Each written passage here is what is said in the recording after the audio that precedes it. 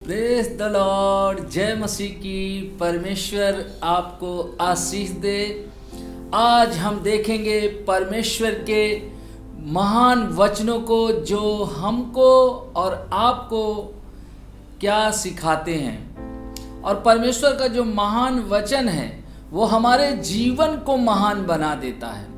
भाई और बहनों, परमेश्वर निरंतर चाहता है कि हम ऊंचाइयों पर जाएं और हमारा जीवन महान जीवन हो।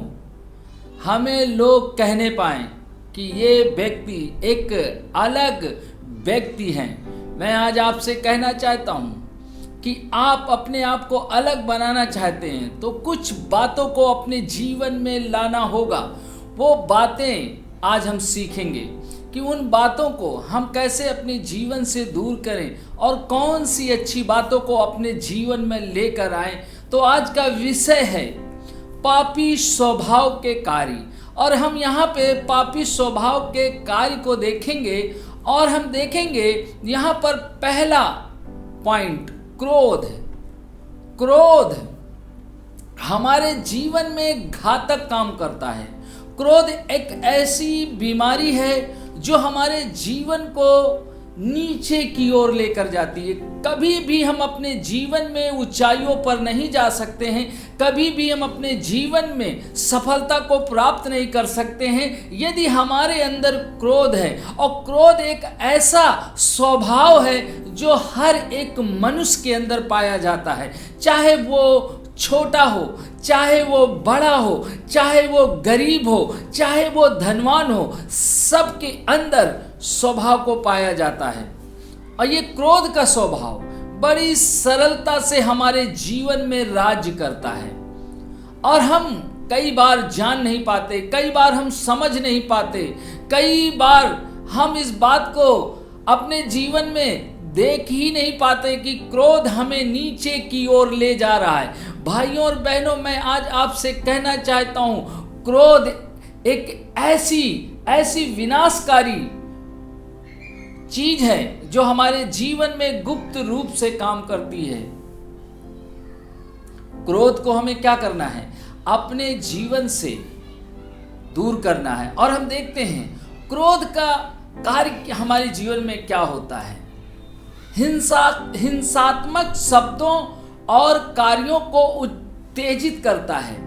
क्रोध जो है हिंसात्मक शब्दों को और उत्तेजित कार्यों को हमारे जीवन में करता है। जब हमारे अंदर क्रोध आ जाता है तब हम हिंसात्मक हो जाते हैं और हम हिंसा करने लगते हैं। हम तमाम प्रकार के ऐसे कार्य करते हैं जो हमारे लिए और दूसरों के लिए हानि का कारण बन जाते हैं। और उससे हम देखते हैं कि हमारा भी नुकसान होता है और सामने वाले का भी नुकसान होता है। भाई और बहनों, मैं आज आपसे कहना चाहता हूं, क्रोध हिंसा को उत्पन्न करता है और वो हमें उत्तेजित कर देता है, हमें किसी काम को करने के लिए उत्तेजित करता है। और क्रोध हमें नीचे की ओर ले जाता है। आज हमें देखना है कि क्रोध हमें किस दशा पे लेकर जा रहा है। हम अपने आप को जांचें। जब हम परमेश्वर के वचन को आज सुन रहे हैं, देख रहे हैं, हम अपने आप को जांचें कि हम किस अवस्था में हैं। क्रोध हमें नीचे की ओर ले जा रहा है और हम कितनी गहराई में जा रहे हैं। हमारा जीवन क्रोध के कारण कितना बिगड़ता जा रहा है, कितनी बुरी तरीके से हम अपने आप को खत्म कर रहे हैं क्रोध के कारण। क्रोध कभी भी सफलता को नहीं लाता, क्रोध कभी भी आशीषों को नहीं लाता। क्रोध सदा सदा हमारे जीवन में हानि को और नाश को लाता है। वो हिंसात्मक हो जाता है, वो हिंसा करने में उतारू हमें बना देता है। और हम यहाँ पे वचन देखेंगे, नीति वचन 15 अध्याय उसके 18 वचन को, क्रोधी पुरुष झगड़ा मचाता है। कह रहे क्रोधी पुरुष झगड़ा मचाता है। भाइयों और बहनों, मैं आज आपसे कहना चाहता हूं, यदि क्रोधी पुरुष है, यदि क्रोधी स्त्री है, वो निरंतर झगड़े को उत्पन्न करेगा, वो झगड़े को उत्पन्न करेगी। और हम आगे देखेंगे वचन में, परंतु जो विलंब से क्रोध करने वाला है, जो विलंब से क्रोध करने वाला है, जो क्रोध करने में धीमा है, यदि कोई व्यक्ति क्रोध करने में उतावली रखता है, वो क्या करता है? झगड़े को उत्पन्न करता है। मगर जो क्रोध करने में धीमा है, वो क्या करता है? वह मुकदमों को दबा देता है। वो मुकदमे को दबा देता है। यदि आप क्रोध करने वाले हैं, जब आज आप मुझे सुन रहे हैं, देख रहे हैं, परमेश्वर का वचन कहता है यदि आप क्रोध करते हैं तो आप किसी भी बात को आप बढ़ा सकते हैं। यदि आप क्रोध करने में धीमे हैं भाइयों और बहनों, मैं आज आपसे कहना चाहता हूं कि आप उस बात को, उस विवाद को आप खत्म कर सकते हैं। हमें अपने आप को जांचने की ज़रूरत है, हमें अपने आप को देखने की ज़रूरत है। जब हम मसीह यीशु में पाए जाते हैं, जब हम अपने आप को परमेश्वर की संतान कहते हैं और हम देखते हैं अपने जीवन में क्रोध हमारे जीवन में निरंतर राज्य करता है, जो कि हमारे जीवन में मसीह को राज्य करना चाहिए, परमेश्वर को राज्य करना चाहिए, मगर हमारे जीवन में क्रोध राज्य करता है। और परमेश्वर का वचन कहता है जब हम क्रोध करते हैं, झगड़े को हम बढ़ा देते हैं, हम झगड़े को और उत्पन्न करते हैं। मगर यदि हम क्रोध करने में धीमे हैं, मैं आज आपसे कहना चाहता हूँ झगड़ा शांत हो जाएगा और आप वहाँ पर शांति को पाएंगे। क्रोध हमें निरंतर नीचे की ओर ले जाता है। क्रोध कभी भी किसी भी व्यक्ति को ऊपर नहीं ले जाता है, क्योंकि क्रोध बहुत ही सरलता से किसी के जीवन में भी काम कर सकता है।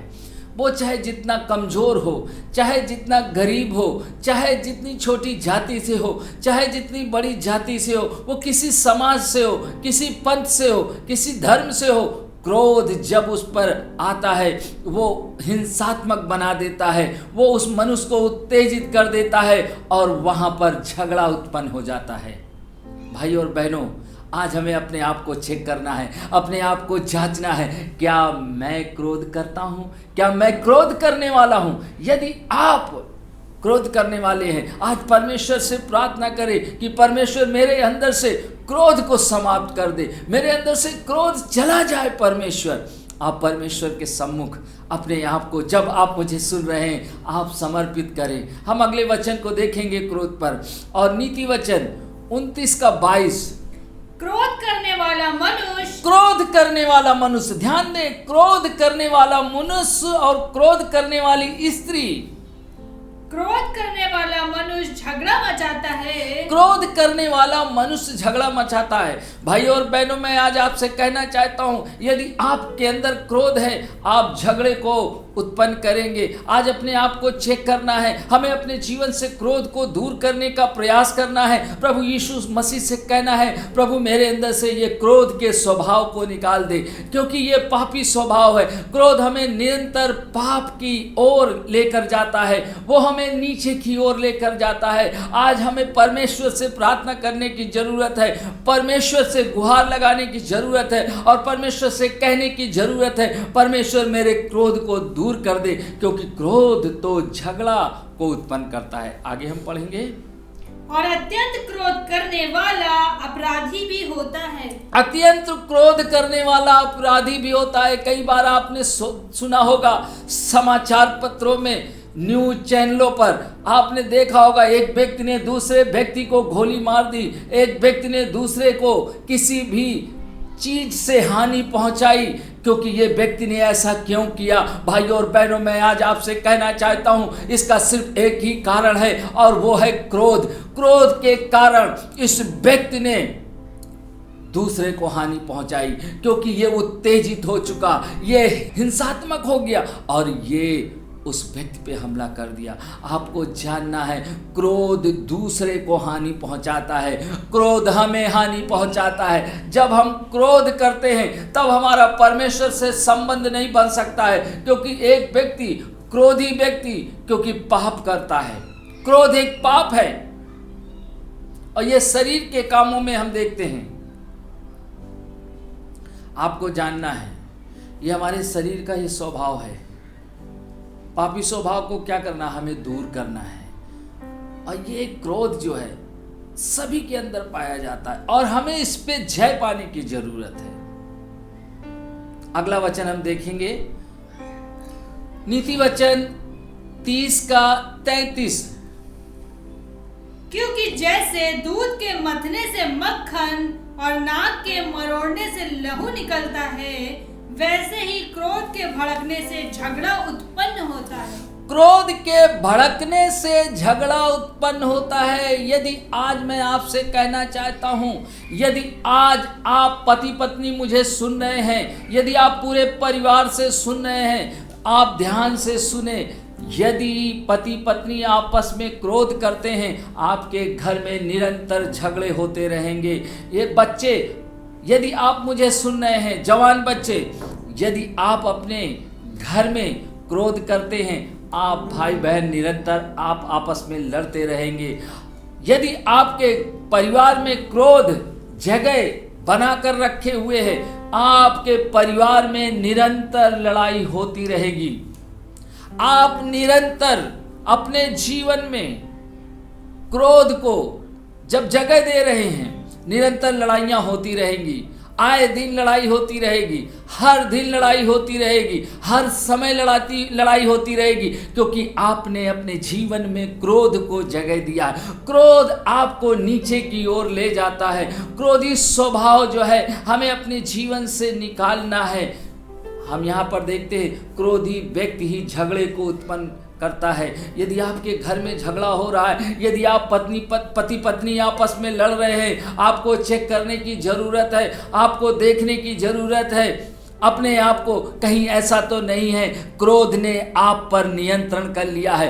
क्रोध आपके जीवन में जगह बनाए हुए है और आप लोगों से सलाह ले रहे हैं, लोगों से आप बातें कर रहे हैं, हमारे घर में क्यों लड़ाई होती है, हम पति पत्नी क्यों लड़ते रहते हैं, हमारे बच्चों में क्यों लड़ाई होती है। भाइयों और बहनों, मैं आज आपसे कहना चाहता हूं, जब आप ऐसे प्रश्न करते हैं तो आपको एक और प्रश्न करना है। आपको एक प्रश्न करना है, और वो, क्या मैं क्रोध के चंगुल में हूं? क्या क्रोध ने मुझ पर अपना शासन कर रखा है? यदि ऐसा है तो आज ही आपको निर्णय लेने की जरूरत है। आपको प्रभु यीशु मसीह से कहना है, प्रभु यीशु मसीह, पवित्र आत्मा मेरी सहायता करिए, मुझे क्रोध से आजाद करिए। मैं नहीं चाहता हूं मेरे घर में लड़ाई हो, मैं नहीं चाहता हूं पर मेरी पत्नी से मेरी लड़ाई हो, मैं नहीं चाहता हूं मेरे पति से लड़ाई हो, मैं नहीं चाहता हूं मेरे परिवार में लड़ाई हो। आपको आज प्रभु यीशु मसीह से कहना होगा, प्रभु यीशु मसीह मुझे आजाद कर दीजिए, क्योंकि क्रोध ही हमारे जीवन में झगड़े को उत्पन्न करता है। क्रोध को हमें अपने जीवन से निकालना होगा, उसे निकाल कर बाहर करना होगा और उससे कहना होगा, टाटा, तुम मेरे जीवन में नहीं रह सकते हो, क्योंकि मैं परमेश्वर की संतान हूं और परमेश्वर का आत्मा मुझ में रहता है, इसलिए क्रोध तू मुझ में नहीं रह सकता है। आपको ऐसा करना होगा, क्योंकि क्रोध ही आपको नीचे की ओर ले जाता है। ये एक पापी स्वभाव में हम देखते हैं, क्रोध हमारे जीवन को छिन्न भिन्न कर देता है, हमारे परिवार को तितिर बितिर कर देता है, हमारे पति पत्नी के जीवन को बिगाड़ देता है और हम निराशा, उदासी और तमाम प्रकार की अपने जीवन में समस्याओं को देखते हैं और हमें लगता है, क्या हमें परमेश्वर ने त्याग दिया है? क्या हमारी प्रार्थनाएं सुनी नहीं जाती हैं? भाई और बहनों, मैं आज आपसे कहना चाहता हूं, आपकी प्रार्थनाएं सुनी जाती हैं, परमेश्वर का ध्यान आपके ऊपर है, मगर क्रोध के कारण आप ऊपर की ओर नहीं जा रहे हैं, आप नीचे की ओर जा रहे हैं, क्योंकि क्रोध आपको नीचे की ओर ले जा रहा है। आप अपने जीवन का आनंद नहीं ले पा रहे हैं, आप अपने पति पत्नी के प्रेम के आनंद को नहीं ले पा रहे, आप अपने पारिवारिक जीवन के आनंद को ले नहीं पा रहे, क्योंकि क्रोध आपको नीचे की ओर लेकर जा रहा है। हमें विचार करने की जरूरत है, हमें सोचने की जरूरत है कि हम इस पर कैसे जय पाएं।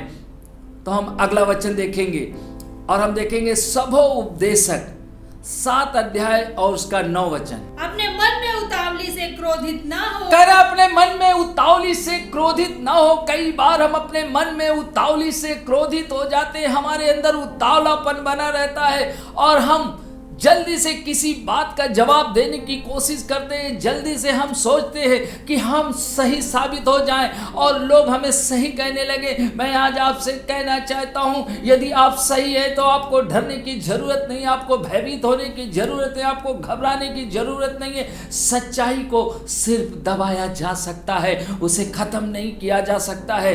आपको उतावलेपन को दिखाने की जरूरत नहीं है, आपको सही साबित करने की जरूरत नहीं है। एक दिन आएगा, एक समय आएगा जब आप सही रीति से लोगों के सामने आएंगे, क्योंकि सच्चाई छुप नहीं सकती। सच्चाई को खत्म नहीं किया जा सकता है, उसे दबाया तो जा सकता है मगर उसे खत्म नहीं किया जा सकता है। मैं आज आपसे कहना चाहता हूं, आप बहुत ध्यान से मुझे देखें, आप बहुत ध्यान से मुझे सुने। आपको उतावलीपन नहीं देना है, आपको उतावलापन नहीं करना है, आपको जल्दी से किसी बात का आंसर देने की कोशिश नहीं करना है। कई बार बहनें इस बात में चूक जाती हैं जब उनके पति कुछ कहते हैं, कई बार बच्चे चूक जाते हैं जब उनके माता पिता उन्हें कुछ कहते हैं। वो उतावली से जल्दी से उसका उत्तर देना चाहते हैं, जिसके कारण उनके अंदर क्रोध काम करता है। लिखा है उतावली से। आगे पढ़ेंगे इसी वचन को। क्योंकि क्रोध मूर्खों ही के हृदय में रहता है। क्रोध किसके हृदय में रहता है? यदि आप मुझे सुन रहे हैं, देख रहे हैं, यदि आप अपने आप को बुद्धिमान समझते हैं भाई और बहनों, तो उसका वचन कह रहा है क्रोध सिर्फ मूर्ख व्यक्ति के हृदय में रहता है, मूर्ख स्त्री के हृदय में रहता है। यदि आपके हृदय में क्रोध भरा है तो मैं आज आपसे कहना चाहता हूं, परमेश्वर का वचन आपको मूर्ख बता रहा है।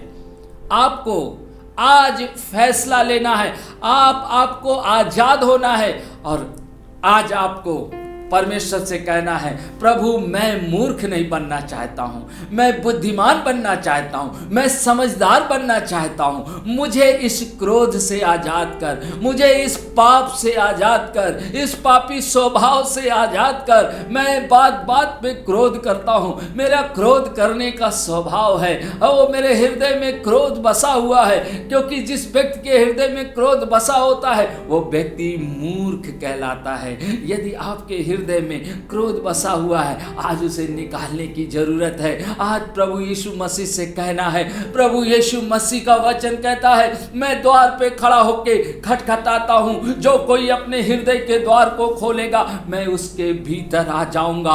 प्रभु आज आपके अंदर आना चाहता है और वो चाहता है आपके अंदर से क्रोध को बाहर निकाल दे। वो चाहता है आप बिल्कुल आजाद हो जाएं। यदि आप आजाद होना चाहते हैं तो आज प्रभु से कहें, प्रभु मेरे क्रोध से मुझे आजाद कर दे और मेरे इस स्वभाव से आजाद कर, मेरे इस पापी स्वभाव से आजाद कर, क्योंकि प्रभु मैं तेरा बेटा हूँ, मैं तेरी बेटी हूँ, मैं तेरा बच्चा हूँ, मैं तेरी बच्ची हूँ। आज प्रभु से कहना होगा, प्रभु मुझे क्रोधी स्वभाव से आजाद कर। ये मेरा क्रोध मुझे नीचे ले जा रहा है, मेरा सम्मान जा रहा है, मेरा और प्रभु जी सामाजिक स्तर गिरता जा रहा है, मेरा पारिवारिक स्तर गिरता जा रहा है, क्योंकि मेरा क्रोध मुझे नीचे की ओर लेकर जा रहा है। आज परमेश्वर से कहना है, प्रभु मेरे क्रोध को तू आजाद कर दे। और हम यहाँ पर एक वचन और लेंगे और यहाँ पर हम देखेंगे याकूब की पुस्तक 1:20। क्योंकि मनुष्य का क्रोध परमेश्वर के धर्म का निर्वाह नहीं कर सकता। मनुष्य का क्रोध परमेश्वर की धार्मिकता का निर्वाह नहीं कर सकता है।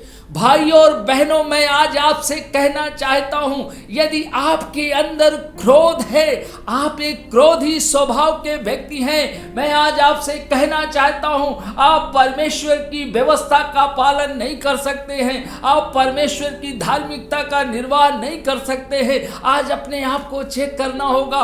परमेश्वर का वचन यही कह रहा है, जिस मनुष्य के हृदय में क्रोध होता है वो व्यक्ति मूर्ख होता है।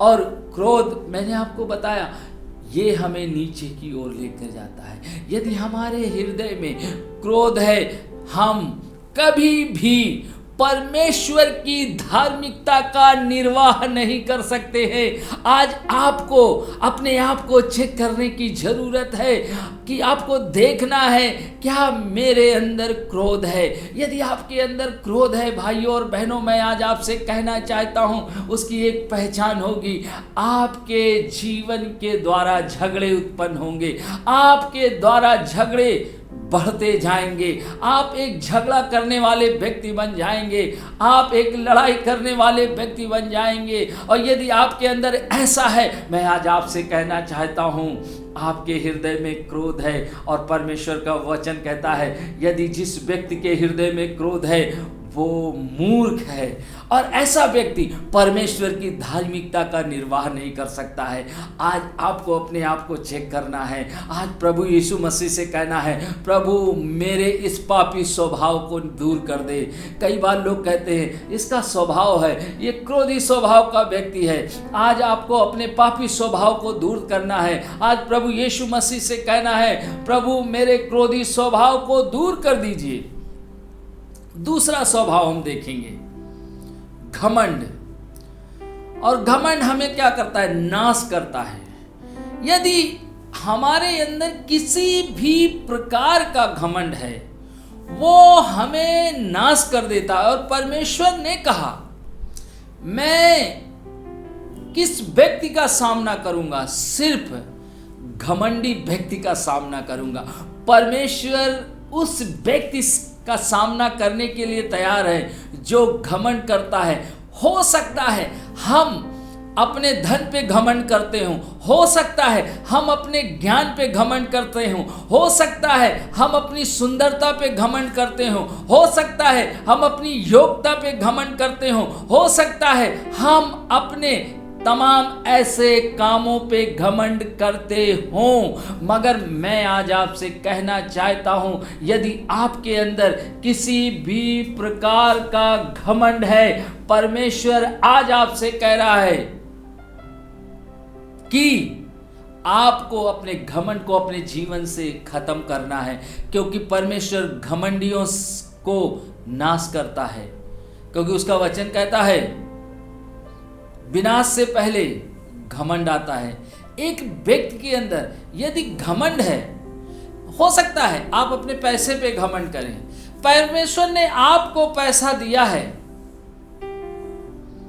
तो आप किसी को दे नहीं देते, आप अपने पास रखते हैं, अपने बच्चों को खिलाते हैं, अपने जरूरतों को पूरा करते हैं। मगर जब आपके सामने कम पैसे वाला व्यक्ति आता है आप उसे उस नज़र से देखते हैं, अरे ये मेरे सामने क्या बात करेगा, इसकी क्या औकात है, ये तो कुछ है ही नहीं। मैं आज आपसे कहना चाहता हूँ परमेश्वर ने आपको पैसा दिया है, इस बात के लिए तो परमेश्वर का धन्यवाद हो कि उसने आपको धनवान बनाया है। मगर मैं आज आपसे कहना चाहता हूँ कि आप यदि ऐसा उस व्यक्ति के साथ कर रहे हैं, परमेश्वर का वचन इस बात को अलाउ नहीं करता है। परमेश्वर इस कार्य को करने के अलाउ नहीं करता है, क्योंकि परमेश्वर ने उसे भी बनाया और आपको भी बनाया, और वो चाहता है कि आप किसी भी ऐसे व्यक्ति को देखें और फिर अपने आप को देखें और ये ना कहें, ये ना सोचें ये क्या करेगा, इसकी क्या औकात है, इसकी क्या पोजीशन है। मैं आज आपसे कहना चाहता हूँ उसकी इस संसार में आपकी दृष्टि में कोई औकात ना हो, उसकी कोई पोजीशन ना हो। मगर परमेश्वर का वचन कहता है जितनों ने यीशु को ग्रहण किया उन्हें परमेश्वर की संतान होने का अधिकार मिला। वो परमेश्वर का बेटा है, वो परमेश्वर की बेटी है, वो परमेश्वर के प्रतिरूप में बनाया गया है, वो अनमोल है। आप अपने धन से किसी को छोटा ना समझे। कई बार कई लोग अपने आप को बहुत सुंदर समझते हैं कि किसी को अपने बालों पे नाज होता है तो किसी को अपने गालों पे नाज होता है, किसी को अपनी सुंदरता पे कि मैं कितना सुंदर हूँ, मैं कितना अच्छा हूँ। मैं आज आपसे कहना चाहता हूँ जिस परमेश्वर ने आपको बनाया है, उसी परमेश्वर ने दूसरे व्यक्ति को भी बनाया है। और वो ऐसा कलाकार है, वो ऐसा सृष्टि करता है जिसने मनुष्यों को भिन्न भिन्न रूप में बनाया है। आप उसकी रचना पर आप क्या करते हैं? संदेह करते हैं, आप उसे तुच्छ समझते हैं। अरे ये तो ऐसा है, ये तो ऐसी है। मैं आज आपसे कहना चाहता हूँ, घमंड नाश को लाता है। हमारे जीवन में यदि अपनी सुंदरता को लेकर घमंड है, मैं आज आपसे कहना चाहता हूँ, आप सुंदर हैं, आप परमेश्वर का धन्यवाद करें। जो सामने वाला है वो भी सुंदर है। आपने सुंदरता का अपने हिसाब से मापदंड बना लिया है। बच्चे के लिए माँ बाप ऐसे होते हैं कि वो सारे बच्चों को एक ही मापदंड से देखते हैं। ऐसे ही हम परमेश्वर की संतान हैं। परमेश्वर मुझे और आपको एक ही दृष्टि से देखता है। और आपको ये बात मालूम होनी चाहिए कि सुंदरता कोई ऐसा स्थान नहीं रखती जिसके कारण आप कह सके कि मैं विशेष हूं। तो आप सुंदर हैं तो दूसरे को तुच्छ ना समझें, क्योंकि सुंदरता का भी घमंड होता है। कई बार हमारे पास ज्ञान होता है, हमारे पास नॉलेज है, और हम उस ज्ञान के कारण जब हमारे सामने कोई व्यक्ति आता है, हम उसे सिखाते कम है, उसे छोटा ज़्यादा बताते हैं। परमेश्वर ने आपको ज्ञान दिया है, इसका मतलब ये नहीं है कि जो आपके सामने व्यक्ति आया है, जो आपके सामने व्यक्ति बैठा है, जो आपसे बात कर रहा है, यदि उसे नॉलेज नहीं है, आप कोई चीज़ बता रहे हैं, आप कोई चीज़ सिखा रहे हैं, इसका मतलब ये नहीं है कि वो तुच्छ है। आपको लगता है मैं तो ज्ञानी हूँ, मैं तो इससे बहुत ज़्यादा समझ, ये मुझसे क्या बात करेगा। ये भी एक घमंड है भाइयों और बहनों। आज आपको झांचना है, अपने घमंड के बारे में देखना है।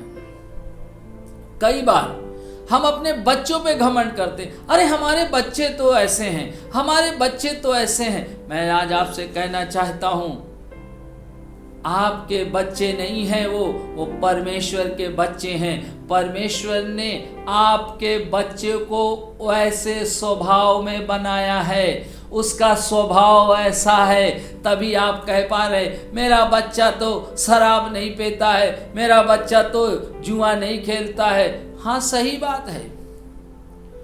कई माता पिता बहुत प्रयास करते हैं मगर उनके बच्चे बिगड़ जाते हैं। कई माता पिता ये कहते हैं बेटा तुम बहुत पढ़ाई करो, मगर पढ़ नहीं रहे हैं वो। मगर कई बच्चों को कहने की जरूरत नहीं पड़ती है। बच्चे भी, परमेश्वर का वचन लिखा, बच्चे तो यहोवा का दिया हुआ दान है और गर्भ का फल उसी की ओर से है।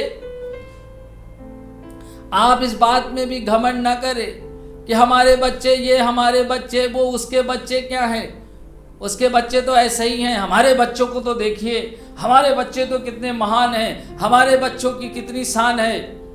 आप इस बात में घमंड न करें। आप परमेश्वर का भय माने।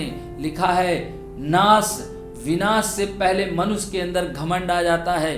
यदि आप किसी बात का ऐसा घमंड करते हैं, आज ही जब आप मुझे देख रहे हैं, इसी समय आप पश्चाताप कर सकते हैं और कह सकते हैं परमेश्वर, बच्चे तो यहोवा का दिया हुआ दान है और गर्भ का फल उसी की ओर से है। आप माफी मांग सकते हैं, आप क्षमा मांग सकते हैं। हमें घमंडी स्वभाव से बचना है। तमाम प्रकार के ऐसे घमंड हैं जो हम तमाम क्षेत्रों में करते हैं।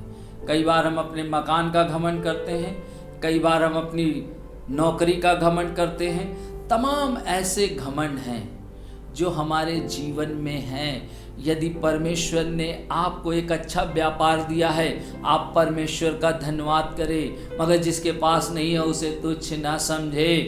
यदि आपको परमेश्वर ने सरकारी जॉब दी है, आप परमेश्वर का धन्यवाद करें, जिसके पास नहीं है उसे तुच्छ ना समझें, क्योंकि घमंड सिर्फ नाश को लाता है। और यदि आप किसी भी क्षेत्र में अपने आप को श्रेष्ठ समझ रहे हैं, तो आप कहीं ना कहीं छुपे रूप में घमंड कर रहे हैं। आपको सदैव कहना है, परमेश्वर मैं आपकी इच्छा को अपने जीवन में लाना चाहता हूँ। मैं एक दीन व्यक्ति बनना चाहता हूँ, मैं एक नम्र व्यक्ति बनना चाहता हूँ, मैं घमंडी व्यक्ति नहीं बनना चाहता हूँ। परमेश्वर मेरी सहायता कर, मुझ पर दया कर। और जब आप ऐसा करते हैं, निश्चय ही आप जान लें, परमेश्वर आपके जीवन में बड़ा काम करता है। वो आपके जीवन को बदल देता है। आप एक ऊंचाई से दूसरी ऊंचाई पर चले जाते हैं। एक सफलता के बाद आप दूसरी सफलता को प्राप्त कर लेते हैं। क्यों? क्योंकि आपने घमंड को जगह नहीं दी है। और हम यहाँ पर देखेंगे भजन संहिता की पुस्तक 10 अध्याय और उसके 3 वचन को। क्योंकि दुष्ट अपनी अभिलाषा पर घमंड करता है। क्योंकि दुष्ट अपनी अभिलाषा पे घमंड करता है। जो दुष्ट व्यक्ति होता है उसके अंदर तमाम प्रकार की अभिलाषाएं होती हैं। हमें अपने आप को ध्यान देना है, अपने आप को जांचना है, अपने आप को परखना है। कहीं ऐसा तो नहीं है कि हमारे अंदर कोई ऐसी अभिलाषा है जो घमंड को जगह दे रही है, घमंड को हमारे अंदर पनपने दे रही है। दुष्ट अभिलाषा करता है, और क्योंकि दुष्ट अपनी अभिलाषा पर घमंड करता है और लोभी परमेश्वर को त्याग देता है। लोभी व्यक्ति, जो लालची व्यक्ति है, वो एक दिन परमेश्वर को छोड़ देगा। यदि उसे कोई लाभ नहीं दिखेगा, वो बोलेगा हटाओ यार, परमेश्वर से क्या लेना देना। मगर मैं आज आपसे कहना चाहता हूँ, जो व्यक्ति के अंदर कुछ भी यदि अभिलाषा है, वो दुष्ट व्यक्ति है और वो घमंड करता है। वो अपने घमंड करता है। और बाइबल बताती है, घमंडी व्यक्ति का परमेश्वर का वचन बताता है कि विनाश से पहले मनुष्य के अंदर घमंड आता है।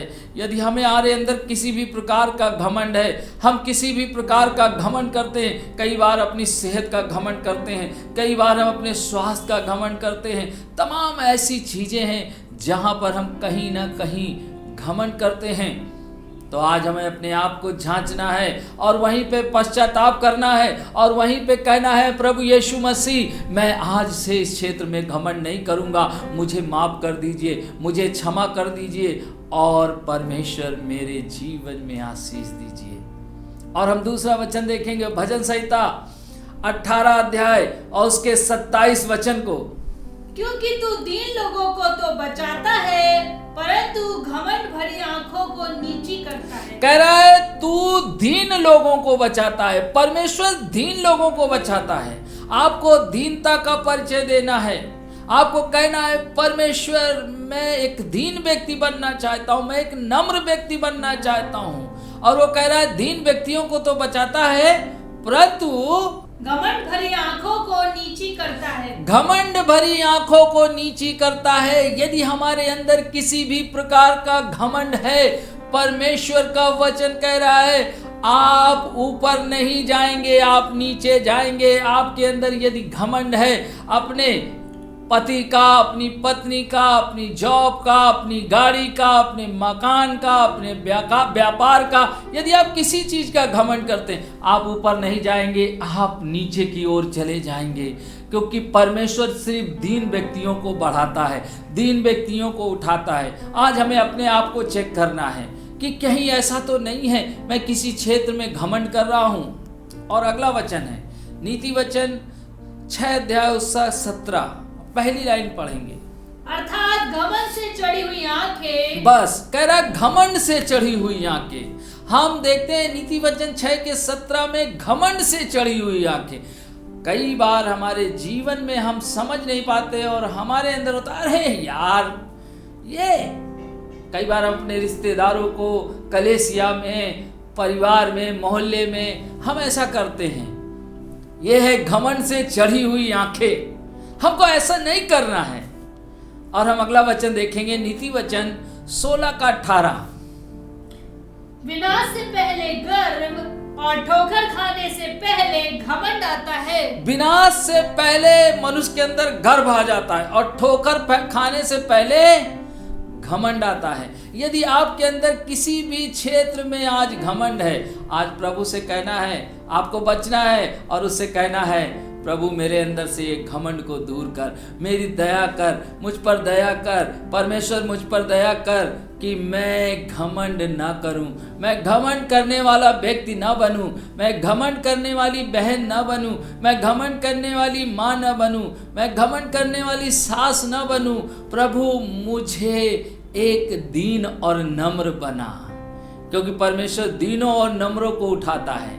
यदि आप चाहते हैं कि आप ऊंचाइयों पर जाएं, यदि आप चाहते हैं कि आप उस परमेश्वर की आशीष को इस जीवन में पालें, तो आपको अपने जीवन से इन पापी स्वभावों को दूर करना है। और हम देखते हैं इफिसियों की पुस्तक 2:9 में, और न कर्मों के कारण ऐसा ना हो कि कोई घमंड करे। कह रहा है ना कर्मों के कारण। कई बार हम अपने क्रियाकलाप के द्वारा भी घमंड करते हैं। हम सोचते हैं अरे हमने ये किया, हमने वो किया, हमने वो किया, और इसके कारण भी घमंड करते हैं। प्रभु कह रहा है नहीं, अपने कामों के कारण भी घमंड ना करना। वो कह रहा है किसी भी बात का घमंड ना करना। भाई और बहनों, मैं आज कहना चाहता हूँ, हमें किसी भी बात का घमंड नहीं करना है। हमें यदि ऊपर की ओर जाना है, हमें नाश से बचना है, हमें अपने आप को बचा के रखना है, तो हमें दीन और नम्र बनना है। आज हमने 2 स्वभाव को देखा। पापी स्वभाव में एक क्रोध का स्वभाव जो हर एक व्यक्ति के अंदर पाया जाता है, और एक घमंड का स्वभाव जो हर एक व्यक्ति के जीवन में कहीं ना कहीं छुपा होता है। हम इन दोनों स्वभाव को अपने जीवन से दूर करें और हम बड़ी आशीषों को पाएं। क्या आप चाहते हैं कि मैं आपके लिए प्रार्थना करूं, परमेश्वर आपको इस पापी स्वभाव से आजाद करे? तो आप अपनी आंखों को बंद करें और परमेश्वर से कहें, प्रभु मुझे क्रोध और घमंड से आजाद कर। तो यदि आप चाहते हैं तो अपनी आंखों को बंद करें और मैं आपके लिए प्रार्थना करूंगा। पिता, मैं यीशु के नाम में प्रार्थना करता हूं। जब हमने पापी स्वभाव के बारे में जाना और ये 2 स्वभाव को देखा, क्रोध और घमंड, हाँ परमेश्वर, मैं प्रार्थना करता हूं जो लोग इस समय मेरे साथ प्रार्थना में शामिल हैं, जो मुझे देख रहे हैं, पिता मैं यीशु के नाम में प्रार्थना करता हूं, हर एक क्रोधी स्वभाव दूर हो जाए, हर एक घमंड का आत्मा छोड़कर चला जाए। प्रभु लोगों को आजाद करिए, लोगों को प्रभु इस समस्या से आजाद करिए। क्रोध चला जाए, घमंड चला जाए।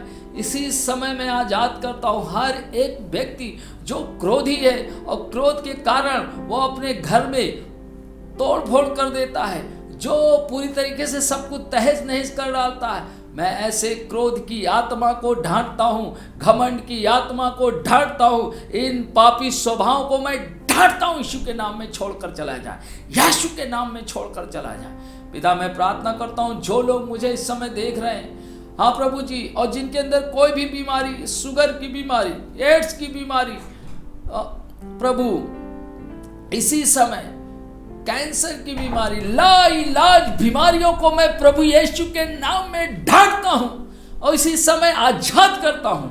हर एक बीमारी इसी समय छोड़कर चली जाए।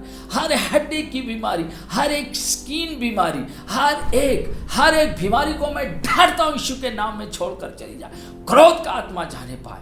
आप पिता हम धन्यवाद करते हैं प्रभु, आपने मेरी प्रार्थना को सुना उसके लिए धन्यवाद। आपने चंगाई छुटकारा दिया उसके लिए धन्यवाद। सारी महिमा सारा आदर आपको देते हैं। इस प्रार्थना को आपके बेटे प्रभु यीशु के नाम से मांगते हैं, आमीन।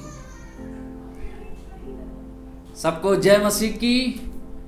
मैं विश्वास करता हूं कि निश्चय ही आपने आज आशीष को प्राप्त किया है और आप परमेश्वर की इस आशीष को अपने जीवन में ले चुके हैं। आने वाले दिनों में आप निश्चय ही आप परमेश्वर के गवाह बनेंगे और आप गवाही देंगे। आपकी गवाही के द्वारा बहुत से परिवार आशीष पाएंगे। तो मैं विश्वास करता हूँ प्रभु आपको आशीष दे। सबको जय मसीह की।